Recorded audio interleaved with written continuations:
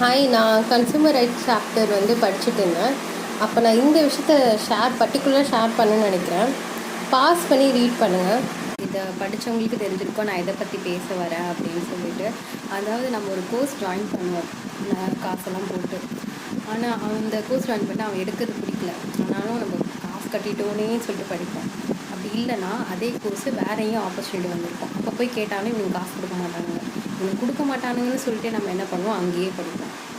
அது நமக்கு சாட்டிஸ்ஃபேக்டரியே ஆகாது. அந்த ரீஃபண்ட் வாங்குறது நம்மளோட உரிமை, நம்மளோட சாய்ஸு. இது எல்லார் வாழ்க்கையுமே சகஜமாக இந்த இன்சிடென்ட் நடந்திருக்கும். அந்த டைமில் ஒன்றும் பண்ண முடியாமல் 2 வருஷம் தலையெழுத்தேன்னு உட்காந்து படித்த ஒரு ஸ்டூடெண்ட்ஸ்லாம் நிறைய பேர் இருப்பாங்க. அவங்களுக்காக இது அந்த மாதிரி இருக்காதுங்க. நீங்கள் ரீஃபண்ட் வாங்குங்க, ஃபைட் பண்ணியாவது வாங்குங்க. அதை பார்த்து இன்னும் 4 பேர் வாங்குவாங்க, அவங்கள பார்த்து இன்னும் நிறைய பேர் வாங்குவாங்க. பாசிட்டிவிட்டி ஸ்ப்ரெட் ஆகுங்க.